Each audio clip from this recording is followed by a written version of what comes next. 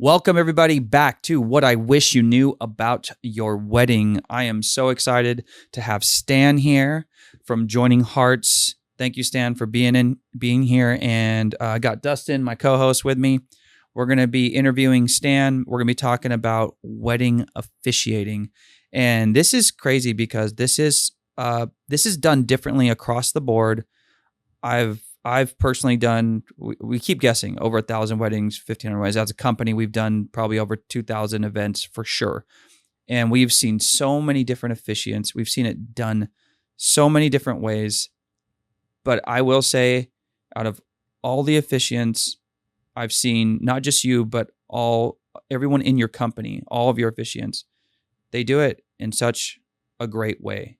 And that's really why I wanted to bring you on to talk about this, because for those couples who don't really know what it's actually going to be like on the wedding day, and then also for those couples that maybe are not hiring a professional officiant, this is one of the most critical, and it's the first part of the day, the wedding ceremony. So for those people that maybe have an uncle or a friend or a brother that are going to officiate the wedding, I think this is a great episode for those people to watch, people planning their own wedding and maybe not hiring a professional wedding officiant. So I'm actually going to do something, though, that I didn't tell you I was going to do. Okay. Before we start.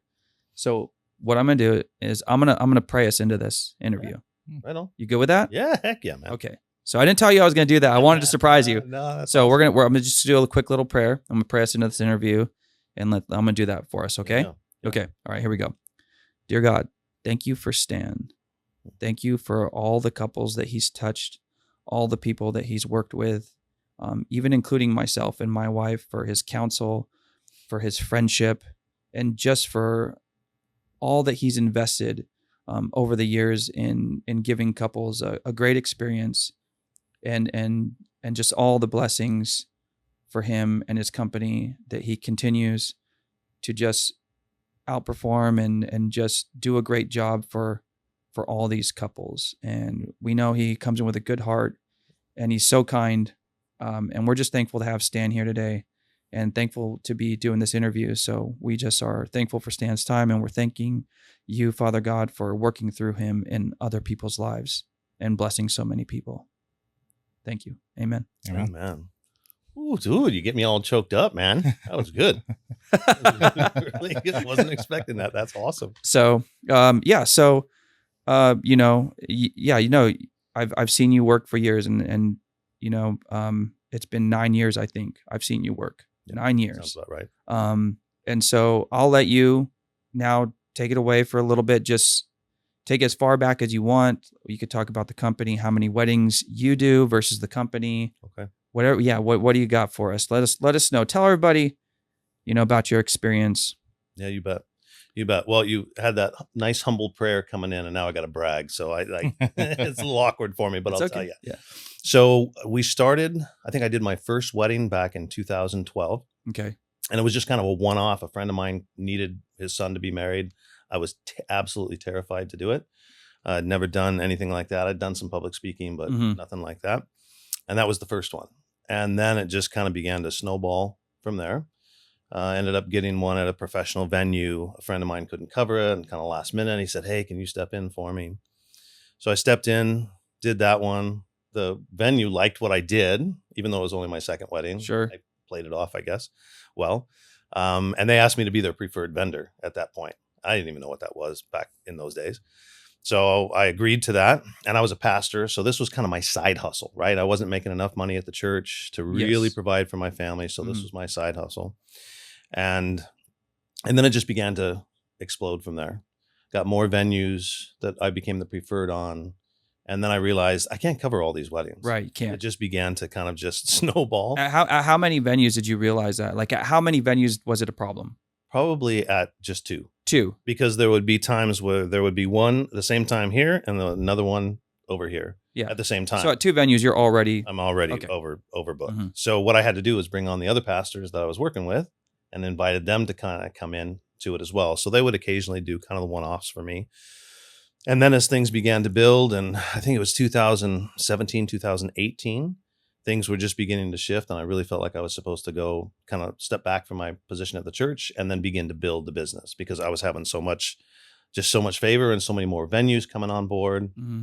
And my whole principle was always just treat the venues and the venue staff amazing, get to know their families, get to know all the things that they're going through, and build the relationship.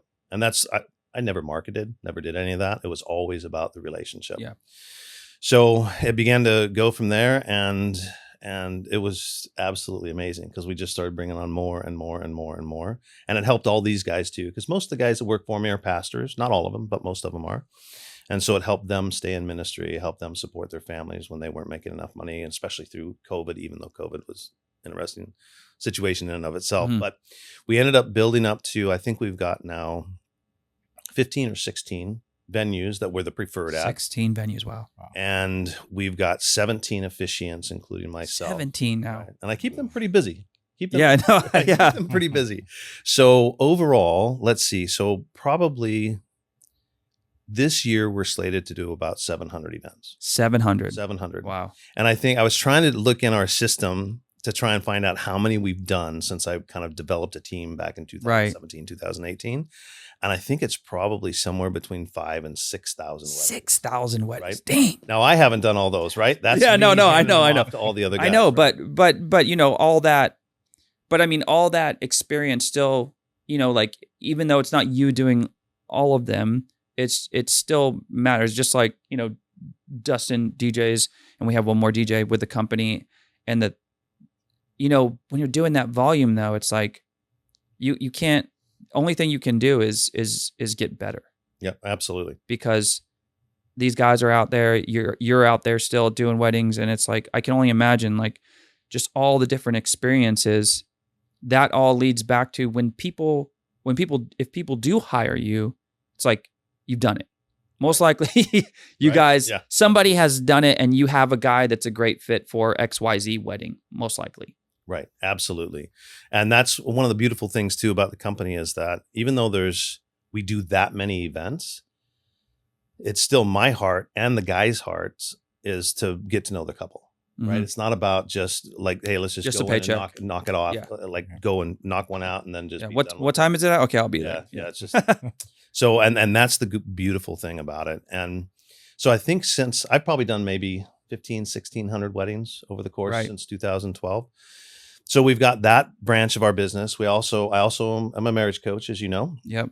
So, and that's a big heart for me too, is because I want to do a great day on the day of their ceremony, but I also want to see them have a successful marriage. So that's like premarital counseling. You'll do that, or it's premarital, or is it just marriage? Like, well, it's premarital if they want to enter into that. Okay. The people that decide to put that as a priority, which I think is really, really super important, and it lays down a really good foundation for the expectations.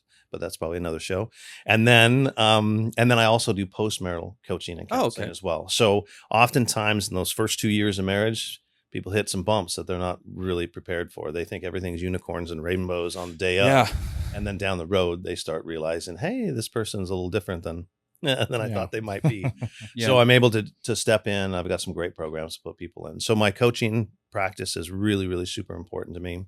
And I also run groups. So I've got the groups of pre-marrieds that come in, and they all go through a curriculum, fantastic program. And then I've also got that for the post-marrieds as well.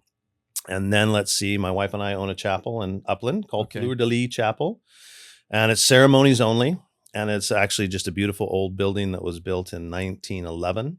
And it's just got all that character and charm. Right, it's a cool spot. It's about 150 people or so. And we do probably anywhere between 45 and 50 weddings there a year. Okay, so on that, I don't know if this is too much to do on the show. Are you allowed to give numbers on what that costs to do an event there? Like, do you? That would be my beautiful brother. You don't know the numbers, yeah? Okay. I don't know the numbers. But would you say, just for the record, would you say it's like a budget friendly? Yes, absolutely. Situation. Absolutely, and that's one of the reasons why we get the business that we get, because so many people are priced out sometimes, unfortunately, with the big venues at really high dollar amount. For us, you can come in. I think it's somewhere around for 2.5 hours at the venue and coordination, all that, somewhere in the 3,000 range. Wow. That is, that is actually. This is gonna be the this is gonna be the viral clip right here. Everyone's ears are gonna say, "What did he say? Rewind that!" Like, 3,000. Wow, and that's for how many people would that That's cover? for up to 150 people. Up to 150. But that's not reception. No, right? I know. This is just but for still, the ceremony. But still, that's a lot of 150. And then, you get to do your, I'm assuming you can go there and do pre-ceremony photos and do photos after type of thing. Right. Like absolutely. Take pictures. Absolutely. And we've got a nice garden in the back, and they oftentimes go back there and take the pictures. And so, so I mean, that's really good. Yeah. I mean, we offer a harpist, she's absolutely amazing. Didn't know that. And then also officiating. So you can do it a la carte, where you can just add those people in, or you can buy the whole package that has everything in it. And then we always have, for a smaller venue, we always have at least 4 coordinators on the day of. Okay. Which is kind of crazy. You get really good. I mean, attention. And what's gonna what are we gonna miss here with 4 people running around just for a ceremony only type deal? So that's great. No, that's a great I mean, price point. So I mean, that's cool. Okay. So we got all that. So tons of experience, obviously. And nothing you probably haven't seen. So let's take people to the wedding day. Now this is where we really focus on in the show, because again, people always they know they have Joining Hearts. They know they have an officiant. They've gone through some of the pre-planning. They've gone through some of that with you, right? And you've met with them and you've done all that. And then we get to the day of, but they still don't really, obviously never been married before. That's right. They get to start, I've seen it. I've seen panic attacks. I've seen them get nervous. They're nervous about, they're doing personal vows, and they, maybe they're going back and forth last minute type of deal. Like, we're going to skip them. We're not. But just for everybody watching, we're talking about a day of officiating with you. What is it like from when you arrive to when you leave?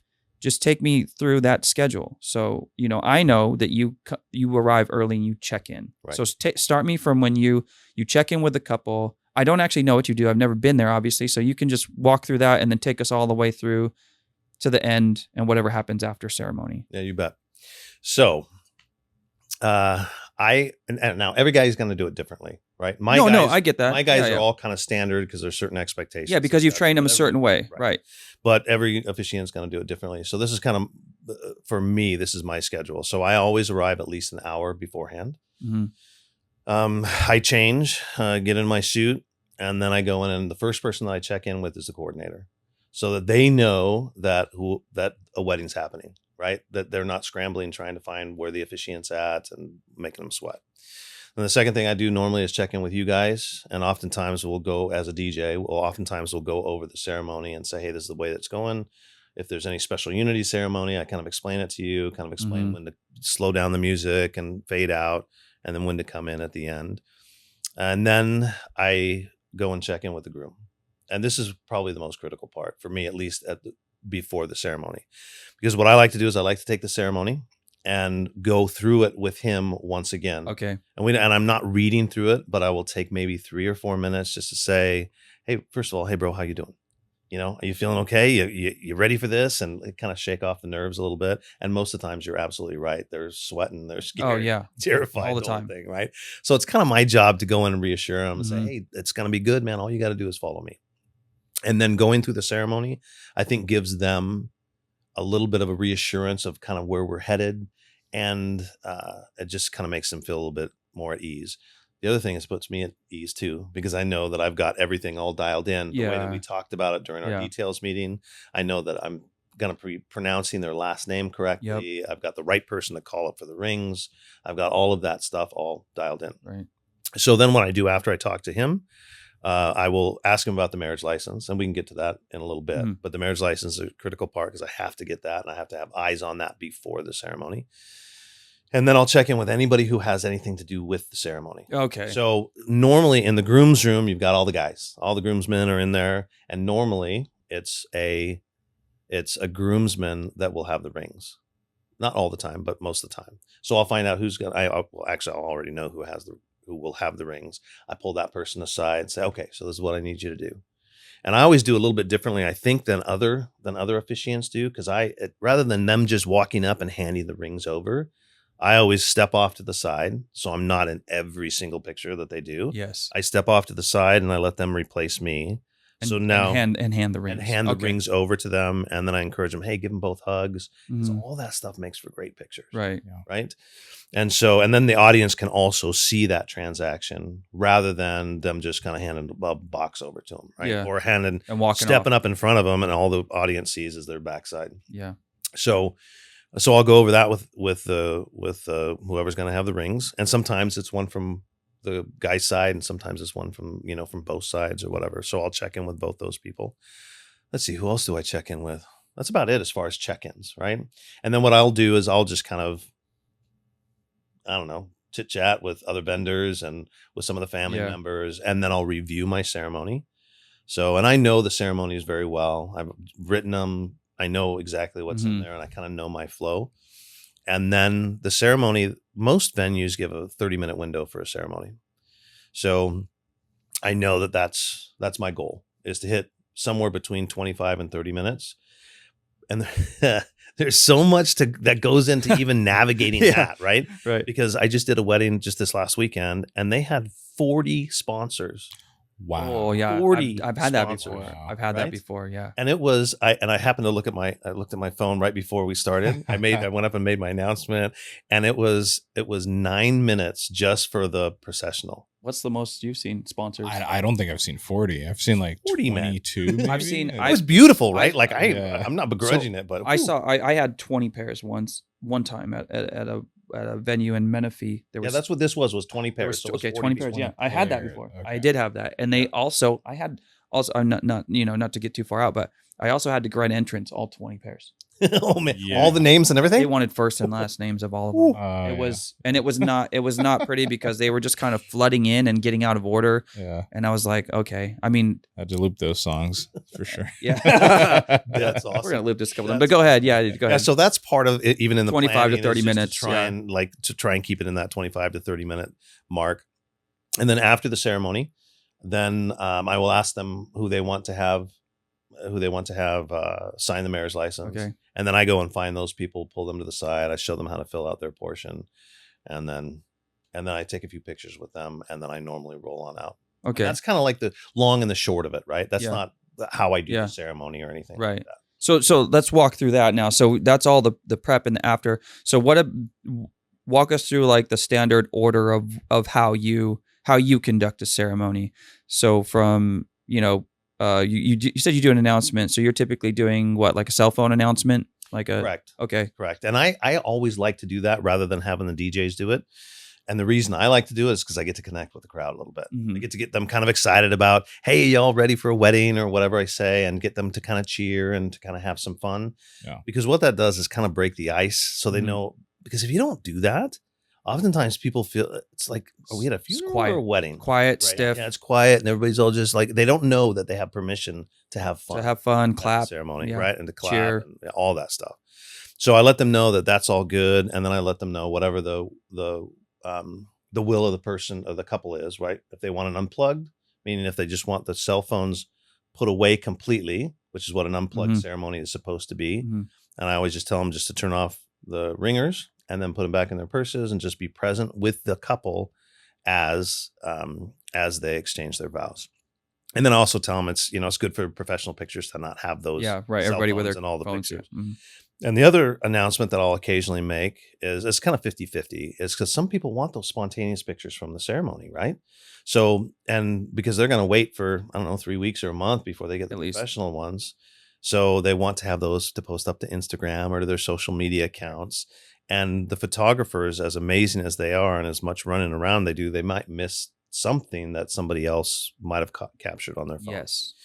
So then I make that announcement about just, hey, it's okay to take pictures and videos during the ceremony. However, do so discreetly, meaning don't stand up during the ceremony. Stand up in the aisle. Right? Don't lean into the aisle or shoot your hand out in the aisle. Yeah.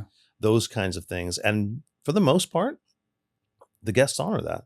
Yeah. They always kind of look at it, because when you tell them kind of, hey, this is the expectation in a loving and fun way, right? Then they know that, and they really honor that. Not all the time, but most of the time. Yeah. So I'll make that announcement, and then I stay up front. I'm not one that likes to walk down. Yeah, I've never seen you walk down. You're always just already up there. And it's kind of funny. It's kind of like my little, I don't know, little taboo thing, because nobody knows who I am. Right. I mean, the couple knows who I am, but all their guests, like, who's this guy walking down the aisle? Right? Yeah. So, and I don't need that place of honor. I think that place of honor should be for, for the families and for the bridal party and of course the couple. So I just stay up front. And then the processional starts. Right, and then again, it depends on who's coming in on the processional. It could be groom and his mom. It could be, aunts, uncles, all kinds of stuff. And then the ring bearer, and then the flower girl is the last one before the bride. Yes. And then what I normally do, depending on the venue, is that oftentimes the bride song will start. And I don't say Rise for the Bride ahead of time until I actually see the bride coming out of wherever, from around a hedge or from outside the building. Yeah, you wait. And the only reason I do that is because I have this fear, and it's probably, it's probably not rational fear, but I have this fear that I'm going to say, please rise for the bride, and then a second little flower girl is going to come running down the aisle. Right? That's such a good reason to wait. Like, yeah. So I wait until I see them, and then I say, please rise for the bride. And the other thing is that I wait until, because sometimes at the certain venues, they're way out there. They're maybe 100, 150 yards out when they start long walking walk, with their dad or whoever. Yeah. And I normally don't say rise for the bride until they get closer. Right. And here's one of the reasons why, is because at certain venues, depending on the angles of their walk and whatnot, if I have everyone rise for the bride, the groom then can't see the bride. Right. Everybody stands up. They don't get to see him. Right. Mm-hmm. So I wait and I try to scope it out ahead of time, and I wait until that time happens. And then I'll have everyone rise for the bride. And then I wait till they come up to the front row, and then the music will fade.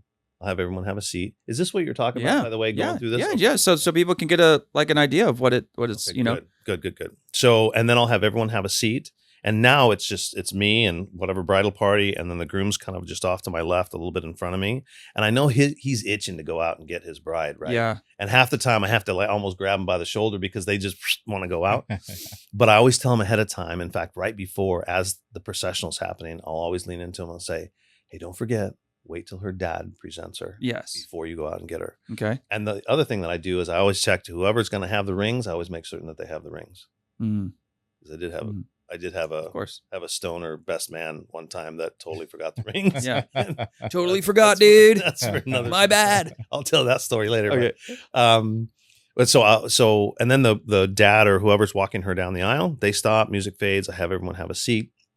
And then I'll say just a quick paragraph, kind of welcoming everyone. Welcome everybody. I look at then whoever's presenting her and say, who presents this woman to this man? And I never say, who gives this woman to this man? Who presents? It's always who presents. Okay. Because there's a lot of people, it's like, no, nobody owns me. I'm not being given away, Yeah. So, because there's a lot of people and I have couples ask me that, like, hey, you don't say giveaway, right? Because my dad doesn't own me. So anyways, and then once they respond, then out goes the groom. Right.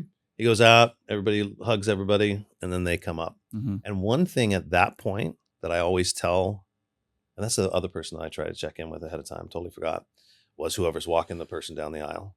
Because at that point, I want to make certain that transaction happens well. But one of the things that can go wrong at that point is when the couple walks up and she's got a long train, or she's got a veil, and dad turns and steps on the back of her dress and yokes her back. I've seen it a bunch of times. I've seen it tons of times. Right? Rip the veil off of her head, they jerk back. So I always tell them that ahead of time to avoid that. So then they come up to me, and then I kind of position them. And one of the things that I always do is I always want to get them squared on the aisle, because I know that I'm dead center on the aisle, and oftentimes there's florals above us. And I want to make certain that all those pictures come out really super square. That's very thoughtful. And oftentimes people, I don't know how it happens, but oftentimes people kind of migrate to the left or to the right. And then I have to reestablish them in the middle. That's an interesting thing, because even with DJing, they gravitate. They do. Yeah, it's like they come closer to the speaker. For some reason. Yeah, they'll gravitate. Really? No, absolutely. Like but this is a psychological thing that's across the board with many things. Like if you just notice where people stand they typically will gravitate towards a pillar or a bench or physical objects. Like, when people are standing or towards a person, like you'll see, you can just watch it happen. Yeah. Even with speeches, we'll give them the mic because the camera's set for them to be 5-6 feet away. They'll slowly end up right next to the sweetheart table. By their table, or by their table, completely away. Like, so we get that. Yeah, and it happens, and they'll just kind of migrate to one side or the other, and then it's not uncommon for me in the middle of it to say, "Okay, let's get you guys squared back up again." You're and then I'll make a little person I've ever seen that does that. By the way, really? No one ever. It works, right? It's a great thing to do. Yeah, I've never seen anyone, reorient people or recap. Never seen that. Yeah, and I do that, and I try to have some fun with it too. Like, hey, sometimes you got to get realigned in marriage, and we just want everything. I have heard you say that. Yeah. It'd be perfect for for the pictures, because I kind of figure that what I'm saying, if there's a video, if it's being recorded, then it'll go on, I guess, forever. Right. But those pictures are the things that are really going to last for the next 50, 75 years. And if they're all wonky and they're all off-centered and I'm not in the middle, then I've failed. Mm-hmm. Right. So I think it's really important to do that. Well, it's funny you say you failed, because that's an extra. Like, that's going above and beyond, right? We try to do that too. We try to make sure even things that are not our responsibility, we know it's not our responsibility. We try to point things out to the coordinator or mention things, or, hey, is this this doesn't, it's the above and beyond. So, to use the word fail, I don't think that it would be. In my mind, though, it's like, oh mind, man, I don't want to. In your mind, you're failing, but that just goes to how much you care. Yeah. Yeah. I appreciate that. So you realign. So they're up there. Get them up there. Dad presents. And then they get them aligned. And then she hands over her bouquet. And then I kind of greet the two of them. I always greet their crowd. I always tell the couple too, when I'm honoring your parents, honoring grandparents, and greeting your crowd, it's okay to look out. In fact, I encourage them to look out to the crowd, because if they're they're super nervous, right? Like they're anxious, nervous. Yeah. They've got they've got 150 people staring at them or whatever. They're not used to being up front. Mm-hmm. But what I'll do is I'll encourage them just to turn their heads and look out to the crowd. Yes. Because what it does is there's something psychologically that happens, I think, with the crowd that draws them up to the altar with them when they look out at them, because it connects them to them. And if it's just me talking on their behalf and there's no connection, they don't look out, it's just not the same dynamic. So especially with the parents too, right. Grandparents. So I always encourage them to do that. So we honor grandparents, parents, and if loved ones have passed on, and specifically if there's an immediate family member that's passed, then I like to include their name into it. But I don't go the extended family members, right? So if we go to grandma, or unless they had a great relationship with grandma, or grandma raised them or whatever, normally I don't go the extended. It's just immediate. Yeah, because otherwise, you say an uncle so-and-so and uncle so-and-so. It could go on and then you forgot Uncle Ted. Right. And somebody in the audience like, man, they didn't mention Uncle Ted. What's up with that? Right. And why didn't they like him? They never liked That's Uncle rude. Ted, right? And so I try to kind of keep it to the immediate. No, that's good. So, and then after that, let's see. The next piece of the ceremony would be just kind of talking about the day. If they want a scripture verse in there, if they're a couple that has that grid. And by the way, all of our guys do secular and Christian ceremonies or religious ceremonies. And I think that's just a good grid to have. Yeah. Right? You've got to be able to do that. And then let's see. And then we'll throw in the scripture verse at that point. Then that'll lead into their love story. And the love story is always one of my favorite parts, right? Because that's where I really get to know them, even during the details meeting, is to be able to find out how they came to be.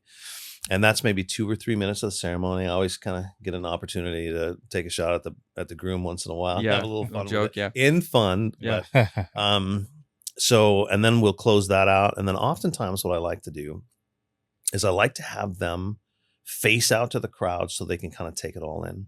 So they can look out at their crowd, see faces of their neighbors and their friends and coworkers and all of that. And so I'll have them face out. I'll kind of step off to the side. And then I give the audience some counsel as to how to encourage the two of them in the years to come. Mm-hmm. And then give the couple some counsel as how to tap into the wisdom of their family and friends.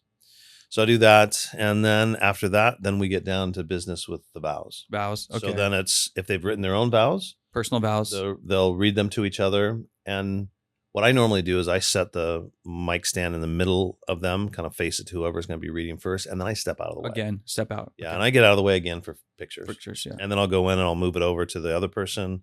They'll read their vows. And then I always put in a portion, even if they read their own, we also do an I do portion. And because you kind of got to say I do at a wedding, right? Yeah, yeah. So I'll throw that in there. That seems pretty standard. No matter what I do is even with personal vows. Yeah. Right. So, and then after that I do portion, then let's see, what do we go into the ring portion. I'll talk a little bit about the symbolism of the rings, call up that person. I move out of the way. They hand them the rings. And then it's, Jim place the ring on her finger and repeat after me. Yeah. And this is where the repeat after me comes in. Right. Boom, boom, boom. This is the ring exchange. Yeah. And then the same thing, she'll place it on him, and then they go back and forth. And then if there's a unity ceremony, this is where I normally put it in. Okay. Unity ceremony after the rings. After the rings, right? Yeah. So it's kind of like, that's kind of the flow of it. And that's the ending, basically, prior to getting to the closing. Okay. Right. So, and oftentimes it just depends on what they want. We'll put that in there. And then right after the unity ceremony, then I'll go into my closing remarks. If they want a prayer, they want a prayer blessing, or I just kind of can speak and declare some blessings over them. And then I go into the pronouncement. So for the pronouncement, it's super important to get out of that shot too, right? Right. Because they don't need this old mug photobomb in that shot, right, of them kissing at the altar, Yeah. right? That one that's going to be up on their mantle for the next. Yeah, you just 50 like years. watching them kiss, like big old smile, like. Oh man! So I always scoot way out of the way, and then I try to get on the outside of the bridal party. So if they ever want to crop it, they can crop out. Oh me, yeah, and it can just be just the bridal party and them. And so then I do the pronouncement, with authority granted me, state of California, I now pronounce your husband and wife, and Jim, you may now kiss your bride. I like it when the music comes on at the kiss. Yeah, that's what because I think it's super. I think it's a big moment. Yeah, and it's kind of a wah-wah. If there's no music. Yeah. Well, my thing is, and he knows it too, is like for us, I think like being on the outside, always being on the outside, and he could probably tell you too, is it's the worst when like they kiss and people are just like, yeah, right? Yeah, just silent. So super we silent, love bringing music in on the kiss, because in that scenario where no one's like, like there's no sound. Woo! There's something. Yeah, We're covering the silence, because there are times where, like you said, the crowd is just like, they're just like, dude, what is happening? Like, are we not excited about The this? crowd is so. Yeah. So there's been times, because there are times it has happened. Yeah, we are adaptive. So we don't just do what we think is best. If the officiant tells us like, they're going to kiss, but I'm going to say some more things, so I don't want you to play the music, we don't. Yeah. But in those scenarios, sometimes, not all the time, it's like they're kissing and there's not a single cheer or clap, and I'm just like, this is why we do that. Sometimes there is, and it's just like super brief, like woo. No, that's it. It's like it's like 1 almost second. creates an awkward moment. Oh, for sure. Yeah. Yeah. And there can be those awkward moments Yeah. without the partnership between DJ and officiant. Yeah. For sure. Yeah. For sure. So we prefer that too, to come in on the kiss. So, and then what I like to do is I like to speak do the presentation over the music. Right. And I've got a big voice, so I can do that most of the time. So, let's say everyone stand up, make a little noise for Mr. and Mrs. And then it keeps that momentum going. Yes. As they exit and as bridal party exits and all that. Yeah, that's cool, man. Yeah, and then right afterwards, I take a few pictures with them, get the license signed. And then I normally try to roll out of there as soon as you're out of there. Get out of their hair, Yeah, no, I mean the flow, the way that you do things is, and all your guys, like you said, they all have a similar flow. They all have their different personality and a slightly different way of delivery and things that they say and do. But the flow is it makes the most sense. Like we were talking before we started the show here, is just we've seen some really like disorganized, like things that don't make sense, and then we've seen people officiants like completely forget things. Yeah. What's the fastest you've ever seen an officiant blow through a ceremony and then and you just knew? Probably. Like, what's the fastest you've seen? What was that one that I think we were both at? Remember, it was like we stepped away. I stepped away. I went to go grab something, and all of a sudden, I heard you playing the recessional music. It was literally 5 minutes. It had to be like 5 or 10, right? Yeah, no, it was like 2 minutes. Yeah, it was. Oh my gosh. It was not. Yeah, it was so fast. skipped everything. He skipped it all. Yeah. He went like, I don't know. It was not a professional officiant. We gotta get that out there. It was not a professional officiant. And this is just, I could tell this story 100 times over because I've seen it. And it's like, it happened so quick. That's a new record. Yeah. That's a new record. It was like 2 minutes, 2-3 minutes max is what the day of coordinator said. It said it couldn't have been more than 3 minutes. Yeah. Because all they did was, they closed the doors after everybody walked out and went to go get the champagne glasses ready. They didn't make it back in time. That's how quick it was. Yeah, they were already back down the aisle and didn't even they couldn't get there fast enough. And then what happened is during the reception, we had to do all that stuff on the dance floor. We did their personal vows and did a ring exchange. So he skipped all of it. All of that? Mm-hmm. All of it. Ooh. It was walked up and then it was like, do you take, do you and then they're like, yeah, I now pronounce you my wife. You may kiss. Literally, we don't know. And then there was supposed to be a unity ceremony, I think, and all these. Yeah, I remember that. Yeah, we had to make it up during. They're like, hey, like, sorry guys, do you think we could, like, we missed some stuff at ceremony? We're like, yeah, we know, like, but do you think we could do that? And like, good ebb and flow, pivot, nice pivot. Yeah, for you guys to do that. That's yeah, awesome. they're like, you think there's something we could do? I said, yeah. I said, let's just do it on the dance floor. We can do it after. We can work it in after the first dance, before the meal service, because that would make the most sense. You don't have the time. We want to have people's attention. To do it. We just released the episode talking about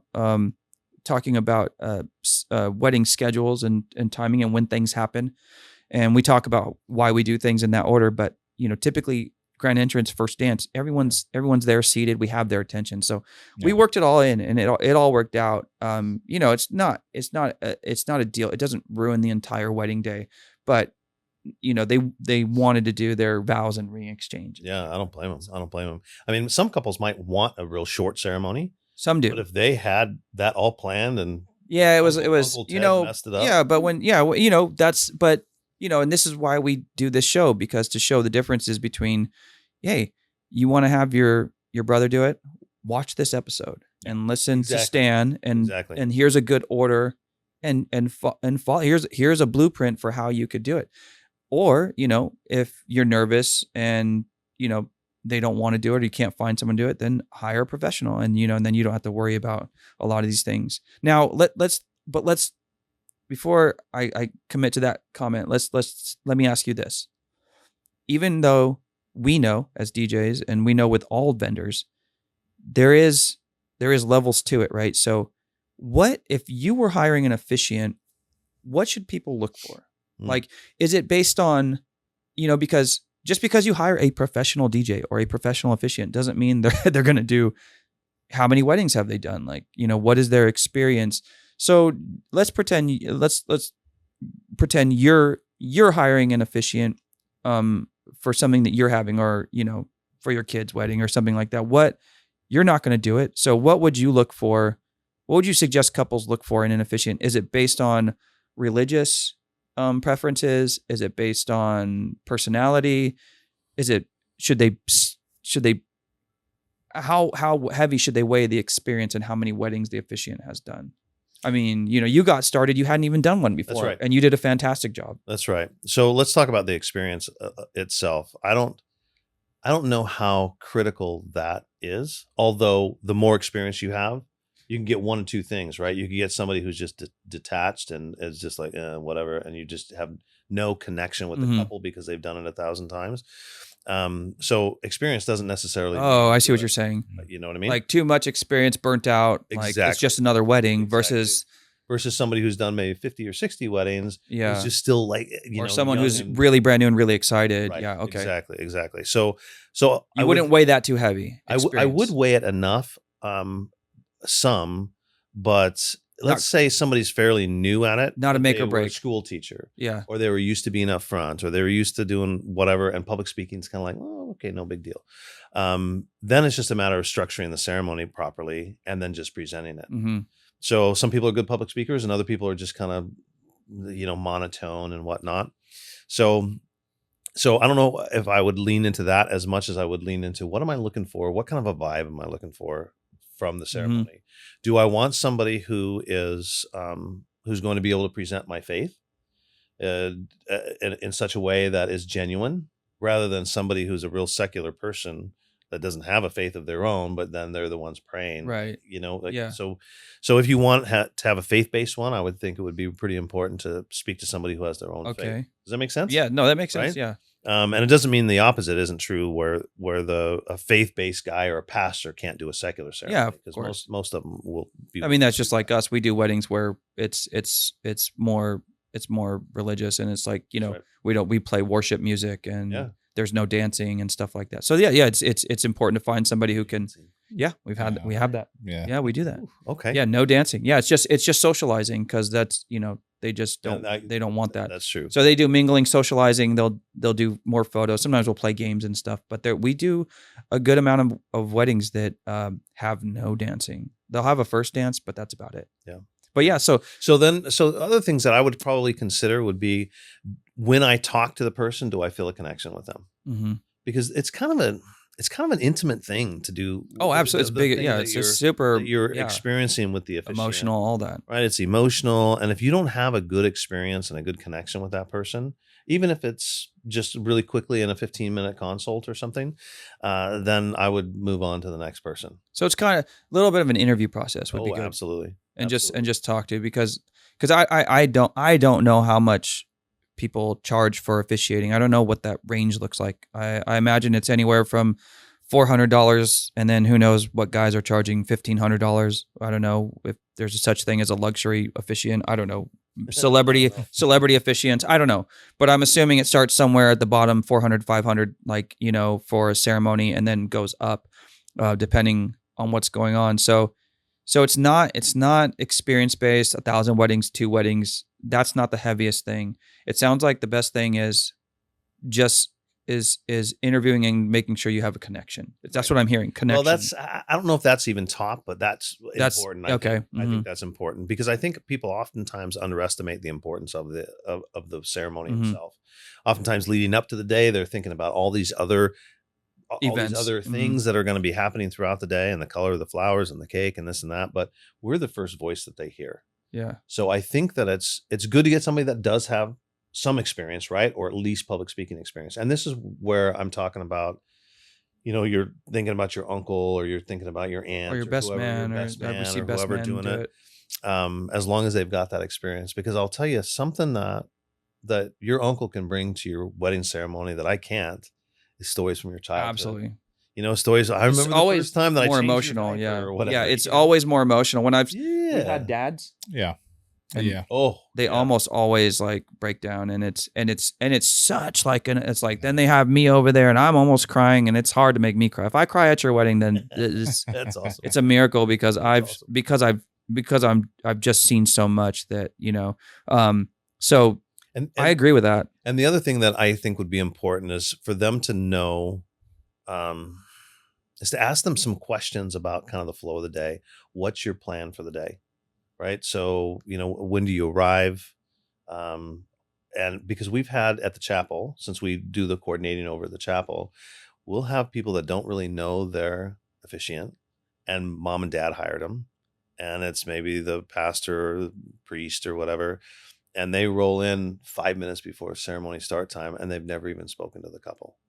And that's happened a time or two where there's no connection whatsoever. Yeah. So that's something to absolutely avoid. Yeah. See, that it's interesting, because these are the things that, you know, like I like to bring out in the show is like, what should it look like? What should the relationship look like? What should the communication look like? And so, you know, that's, yeah, we see that too. We see where there's like a guy shows up right before ceremony starts, and it's just like a wham bam deal, like boom, boom, boom. And there's no story. There's no emotion. It's literally just like executing a ceremony. Like, you know, probably I'm guessing what's similar to getting married at a courthouse or something like that. Right. Similar experience. I'm guessing that's pretty straightforward. You're going to the courthouse. They don't know your love story and all that stuff. They're not going to tell a story about you and all this stuff, which is how I've seen you connect.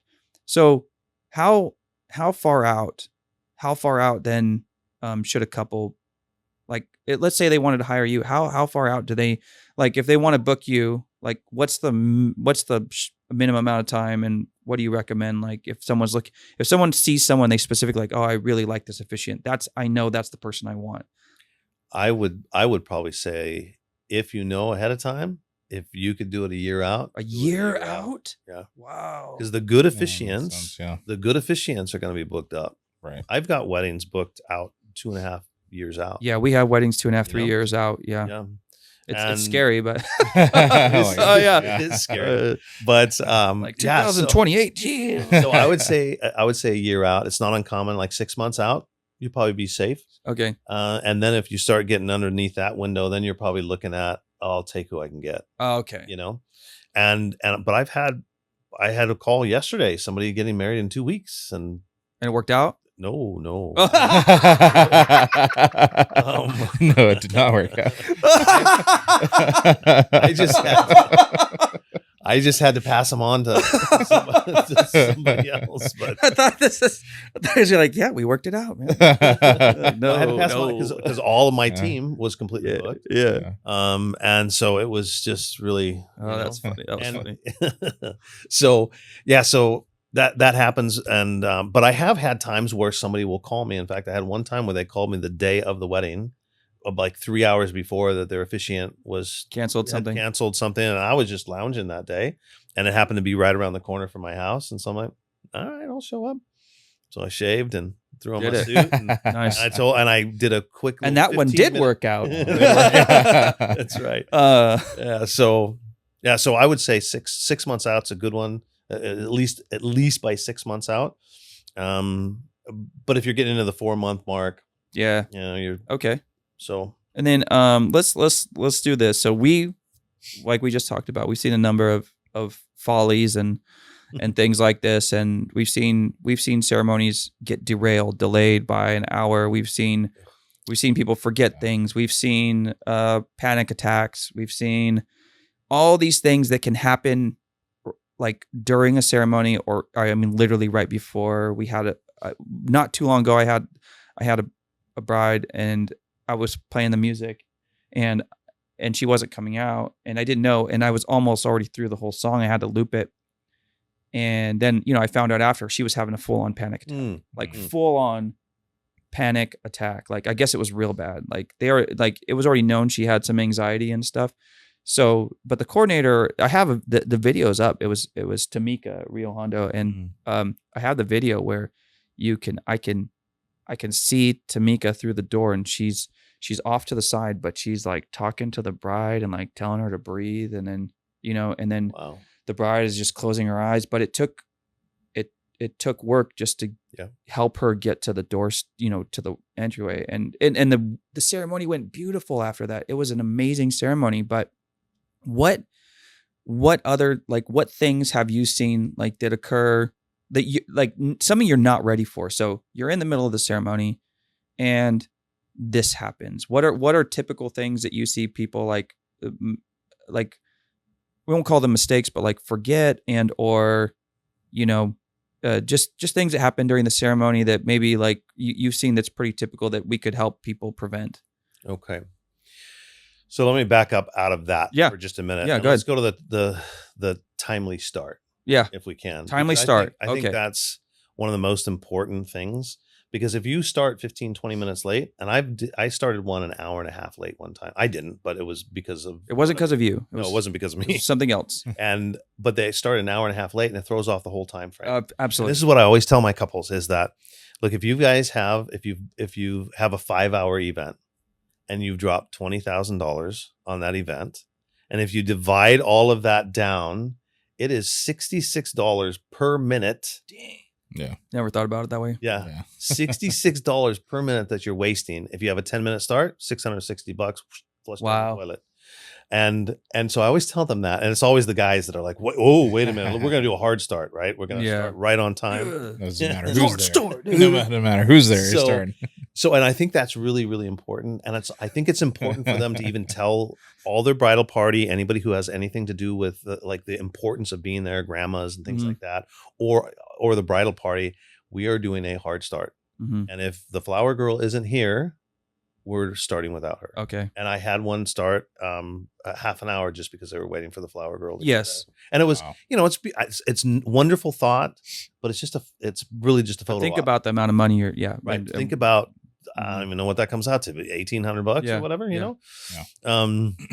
So timely start, I think, is really the first thing that, and we're not talking at 6 o'clock spot on, right? Yeah. We're talking if we 6:05, that still would be considered probably a hard start on Well, that. what's your and I mean, just in your terms, you just 5 hours, 4 times 5 is 20, right? So that's 4,000 an hour. So if you start an hour late, that's a $4,000 in the. I've never thought about it in the terms that you're putting it, but that's a $4,000 loss. Right. Yeah. Right. And so I think that's really super important to kind of lay down as the first thing to avoid. The other thing is I find that sometimes people drink too much ahead of time, Okay. and that's a real problem.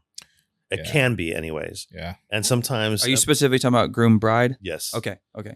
And sometimes even the bridal party, right? Bridal party. I know we see it more often that Yeah. they're like they're not. You could tell they're not all put Yeah. together, but it's not. They're not the ones participating. So, you know, it's like I understand that, but Yeah, but I had a wedding not long ago, and one of the groomsmen, he was pretty lit. He was Pretty bad. trashed. Mhm. And so when I was talking during the ceremony, he's like, "Yeah, come on, pastor, come on." But it was at awkward times, Yeah. right? And at first I thought, all right, he's cheering me on, and then I realized, well, this guy's just drunk. He's being an idiot right now, Yeah. and they're going to be really super pissed at him. yeah, But specifically for the bride and the groom, to just measure your alcohol ahead of time. Make Yeah. certain that you're not trashed. I had one bride that literally fell into me 4 times during the ceremony, no way. and they were going to spontaneously do their vows, like speak their vows to each other. Oh, not like written. not written. Not written. Oh, here we go. And even this though is my favorite. Yeah, even though This is like and I open told them mic. not to do that. Open mic. Yeah, this is like open something mic. else.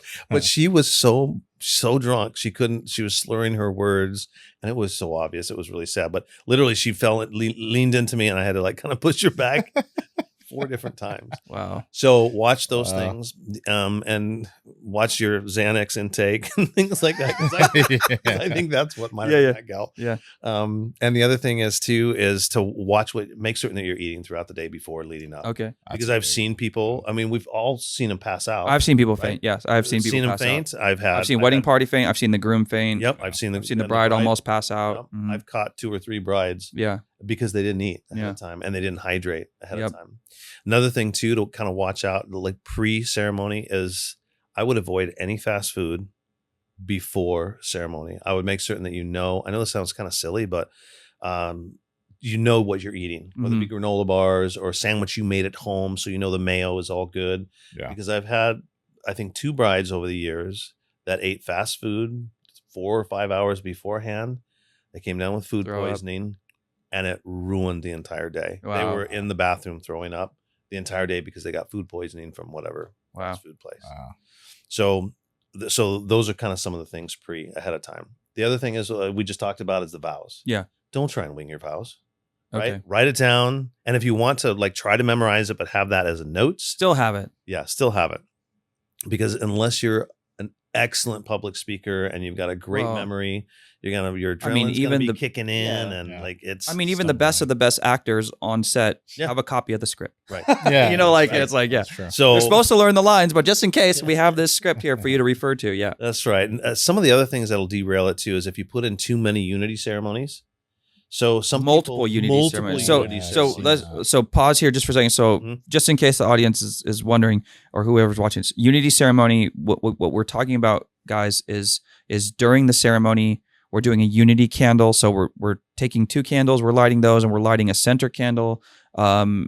I've seen a number of different things. So that's what Stan is talking about. Something happening during the ceremony to signify or symbolize the unity of the couple outside of the ring exchange and the vows. That's right. So yeah, so That's go ahead. right. So you're telling me people do? I've not seen it. They do multiple, like multiple. So like how, you'll have cord and veil. And Okay. then you'll have the coins, and then you'll have the candle, and then they'll do the sand pouring ceremony. And so That's too right much. there, it's just too it's much. too much. I've done that once. I've never seen that many. It's usually like cord, veil, coins. That's it. Yeah, and that's maybe Or 2, just a 3 unity minutes, candle. right? Depending on how many people you have coming. Yeah, or unity candle and communion. I've seen. I just saw that the other day. Like and that's good.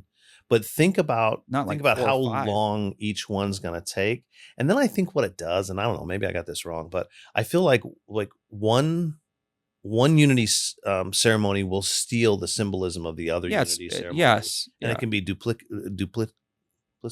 Is that the right word? Duplicitous. Duplicitous. I don't know. Duplicitous. Yeah. Duplicitous. I think. Yeah. It'll duplicate the meaning. Yeah. So, and it just kind of steals. It just gets too complicated. Yeah. So, I mean, I could do it. We can pull it off. Right? I've not seen that. You've seen that? Where they do like a bunch? One time. Wow. And they had separate songs for each each thing. Even better. Yeah. Wow. So I had to, and they had their own officiant, so I had to go over like what order it was going in because they were very particular about what song would play during what thing. Yeah. So It gets That's nutty. too many. Yeah. So that can derail it. scary. Other thing is like the little kids too, if they start crying in the front row. Okay. I think it's probably important to be able to tell relatives that maybe have little kids, unless it doesn't bother you. Sit in the back. Yeah, either that or be willing to just kind of walk Step off to the side. Babies crying, because I've had babies cry Yeah. the entire time. I've and heard it it. doesn't bother me or throw Doesn't me bother off. me either. Yeah. But if I were the bride, and I would think I kind of want to be the center of attention. Well, right now. also, if you have video, it's going to pick that up. So there's no way to edit that out of your wedding video. Just so everybody knows, there's no way to split that out. Like, I mean, maybe some super incredible somebody out there can comment on this, but I don't believe there's a way to, because our mics are top quality and pick everything up. Like I can hear because I'm by the speaker, I can hear the baby crying through the speaker. So I know it's coming through the microphone. Yeah. And that tells me that all the microphones, even the audio visual guys, they're picking it up. My mic is picking it up. You can't separate that sound. So in your highlight video, if they're going to include parts of your vows, you're going to hear that baby. A lot of the time, the audio guys or the video guys will connect to our setup. I know. And that would be the only audio That's they're getting. audio, and you can hear that baby crying through our microphone. Yeah. What do you think of animals during the ceremony? I think animals are pretty cool. I mean, I've only had dogs. Yeah. I mean, I've heard of giraffes and I had a turtle. You had a turtle? Yeah, a turtle. Yeah. I have a video of that. Yeah, too. That was the longest. He was in a procession wagon. ever. He was in a wagon. Oh. He just thought he walked. Yeah, they strapped it to his shell, and It was a very long ceremony. and then very long processional. Yeah. And then a hare came along and just ran right past him. Oh my goodness, a turtle, huh? Yeah. Yeah, but I think actually but don't expect the dog to do what you expect it to do. Absolutely right? And don't put the rings on the dog, because more than likely the dog's going to go and sniff somebody along the way. Make certain that the best man has the rings ahead of time. Right. But yeah, that's always cool to have a dog in there. So too many unity ceremonies. What other things that happen? We've seen forgot something, like whatever it is. Oh, yeah. But we've seen it in the middle of the ceremony. Yeah. Like, and that's what I was referencing earlier. I don't know if it was before the show or when we started, but I had a groomsman, total stoner guy. No offense to the stoners, but and ahead of time I talked to him and said, hey, make sure you have the rings on you and whatnot. He gets all the way up, and I'm like, hey, and I always ask the best man or whoever's going to have it, hey, do you have the rings? Always do it. And I did it to him. He's like, whoa, dude. It's like, oh. And so what he did was he ended up having to leave the bridal party, and he kind of like scooted out, and then he ran back to the groom's room, which was way on the other side of the property. And so as the processional is happening and as the bride's walking down, he'd come back all sweaty and everything, and he scooted into his place. Nice. I mean, he pulled it off. He did. But, That's good. whoa, dude.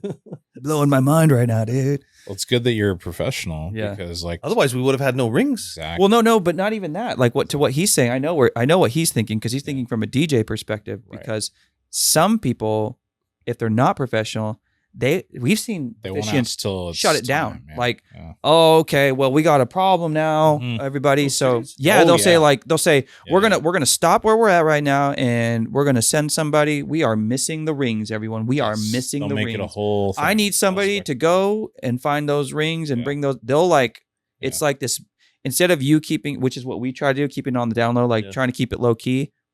Like we've seen people just like shut it down, call people out, and it also seems awkward and embarrassing. It's like, the way you handle it is the better way. It's just like us. Yeah. Like We don't go around like saying like, okay, we're gonna cancel the best man speech because he is just way too drunk. Like, Yeah. you know, like, so I know that's on the schedule, but guys, we're not doing that. So don't ask me about, like, it's weird, you know. It's like, no, we just skip it. Like, we don't need to make announcements why we're not doing something. Yeah, right. You know, like, but there are times during a ceremony where the elephant in the room has to be addressed too. sure. Like, right? If somebody passes out, No, that's different. you Yeah, know, we're that's not going to different. like Yeah. charge Different. through. Yeah, that's different. Yeah. But yeah, you're right. If you can keep something on the down low, keep it on the down. Or work through it. I've Yeah. seen you work through a number of things, like specifically the unity candle. Like, I've seen you work through that. Yeah. There's something I mean, I can't off the top of my head, I can't, but you will, when the candles don't light, it's windy, the lighter doesn't work. See, these are things people don't think about. They know they're having that unity ceremony, but they just think it's going to work, and it doesn't always just work. Yep. Sometimes there's no lighter. Sometimes, you know what's up. Yep. Yeah, you know. So, No, but you have ways to work through that, you know? Right. And that's when I will make mention about something about, well, you know, there's a breeze out here today, and that's okay. We'll just kind of ebb and flow around it. And I'll make some quippy remark. It'll be kind of funny. But I think I've also seen you where I feel like there was a time, at least, that and maybe it wasn't you, maybe I'm wrong, but where there was no lighter, and it was just like, okay, I think there was still a discussion about the symbolism of it, Mhm. and then just did it after. Just did it like, Yeah, like, I don't know if that was me or not, Okay. because I always check to make certain there's a lighter. Okay. However, I think maybe this one was you. The lighter wasn't working. yeah, maybe that's what it was. Yeah. And then I think I asked for like, hey, does anybody have a lighter or anybody Yeah. out there? I think actually one came up from Okay. cigarette lighter or whatever Nice. came up from the Yeah. audience. Yeah. But the candles, just for the record, is not a good idea to do outside. It's Right. way too super I would agree. unpredictable. I'm always just waiting to see like, God, please let there be a lighter. Yeah. Please let there be no wind. That's right. Like, let the lighter work. Right. You know, because sometimes Those there's a are lighter, best but it doesn't outside. work. And it's like, you know, it's just all these things that can just, and again, they're not like, doesn't ruin the entire wedding, but No, it's just not at small all. things. Yeah. And you got to ebb and flow around it. And Yeah. do it, right. Yeah. What is, so that's like anything else? Is there anything else that like, you know, you'd recommend to couples as far as, you know, during the ceremony or anything else that all that pre-ceremony stuff was super interesting, how to be prepped, the eating and the watching the drinking and stuff. During the ceremony, at least for my couples, is just follow my lead. Yeah. I will tell you when to face each other. I'll tell you when to face the crowd. I'll tell you when to place the ring on. Mhm. All of those things, just follow my lead. Yeah. And you're going to be great. Yeah. You know? What are some things that just for fun, let's talk about things that you've seen that are like really unique or different, like in weddings. Is there anything that comes to mind that people have done that's you know, like super like different or interesting? Like we've seen Star Wars weddings, we've seen I've had the PB&J, peanut butter and jelly unity. Oh Yeah. Tell So me about is there Very funny. Yeah, the Star Wars one. I had the couple had a life-sized, not life-size, but the robot R2D2? Oh, they had an R2D2. Star Wars It's guy. okay. Yeah. But he came down with the rings. He was the ring Really? bearer, Oh, and somebody was like, wow. you know, Controlling it. That's amazing. And then I think it was at that same wedding they had, I get my, No, but they had all the groomsmen stand on the inside of the aisle as the groom came down. They all had lightsabers. Yep. And so they came down underneath, and that was during the that's cool. processional as he was Okay. coming in, right? I've seen that on the Star exit. Wars Yeah. theme. Mm-hmm. And I've seen it on the exit Yeah. as well, or something very similar to that. So there's all kinds of things. And the other thing is too, is that they can do, if they're passionate about, I had one that was passionate, I think it was about Harry Potter, and they had some, for their unity ceremony, they did kind of a potion type of a thing where they had the two little, Like an elixir. They made like an elixir. yeah, two little containers of stuff that was kind of smoking Sure. or whatever, and then we wrote the ceremony together so that it was kind of, you know, the different That's cool. things come together to create this elixir or that's whatever, cool. and that was just their passion. So I've seen that one. Another guy was a welder, and he actually had created a kind of a small, not small, but maybe 6 foot high by maybe 3 foot across. And he created his own fence or a gate, Okay. and it was actually going to go on the front of their home, but he had actually welded it all himself, and then they put a lock on it during the ceremony, and then we happen to be right next to a lake. And so the symbolism was basically that, hey, today that they're going to be locking their lives together. That's And cool. they're closing the gate on any other options That's awesome. down the road. And they took the key and they threw it into the lake. Wow. So I'm sure they had to cut the lock off afterwards. But for the symbolism of the ceremony, there's always two keys. It worked. There's always it worked two keys really, really well. And then I had another couple that I really like this one too, where they had a brand that was made from, steel brand that you would use on steers that had their initials on it. And then they had a nice big wood plaque that had Mr. and Mrs. whatever. And then during the ceremony, the brand was in a hibachi off to the side. And then heating up, getting all nice and hot. And then during the ceremony, they had the mittens or whatever. And then they put the brand on there in the middle of the ceremony. And it was kind of cool because all the smoke was coming up from the wood and you can smell the burning wood. And then they held it up afterwards, and it just was kind of a cool, something that they'll have forever. That's cool, man. That's super neat. Yeah. And so almost if you can think it and it's something that you're passionate about, do it. Yeah. Do something different. Right. Do something different. Because it hasn't been done before. ChatGPT will help you write it. If you need it. Yeah. There you go. Yeah. Is there any, just in general, because we're coming to a close here, is there any other final thoughts you have? I think you mentioned, I know we can dive into it and to definitely have you back on the show for another episode. It's your marriage collective, right? Mm-hmm. So you have, you have that, and that's something that I know you've talked about, you think is really important, right? Is there anything else you want to say about that? Like the marriage collective, any final thoughts on, prior to the wedding day, anything, just any final thoughts you have floating around that you would want to share? Well, if we're talking about the marriage collective itself, let me just take a minute on that. Okay. So couples take a lot of time, a lot of money investing in the big day, which is fantastic, right? It's amazing that they want to have the big celebration and the big party. The thing that always, as a marriage coach, I shouldn't say it concerns me, but I want to make certain that they put that much energy into the actual marriage itself, right? Because the big day of celebration is great, but you're going to spend the next invest just as much in the marriage as you do the wedding day. Exactly. Right. And I'm not talking finances, no, I know the same money, but the same amount of energy, the same amount of passion into what you're actually creating together as a family, as a couple, as a marriage. That's where my big heart is for that. Like, hey, let's have the party, but that's just the beginning of the journey. Yeah. And the journey sometimes gets hard, right? And it gets difficult. Yeah. So investing and refining those expectations of what you want. And you and I have had those conversations too. Like, hey, figure out, are you going to stay living in California? You guys want to move out? How many kids do you want to have? And all of those things, because if you're on the same page with some of those things, it helps. It helps in the long run because you've already agreed to certain things. And then of course there's communication techniques and all kinds of things that you can learn. But it's about building the tools and skills and always being a student of learning new things to be able to create a good marriage. Right.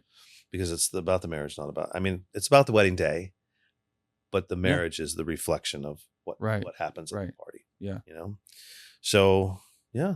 Okay, cool. And then, so let's get your socials out there for everybody. Where can they find you? And also I would add on to that, not just that, but as a officiant vendor, are you limited to a certain region? So give us your socials, but okay, let's talk about the region first. Yeah. Like, are you just California, or are you we're actually just Southern California. Just Southern California right now. Okay. I mean, I'm sure if somebody, really wanted me to fly to New York, well, they might see this video and they might.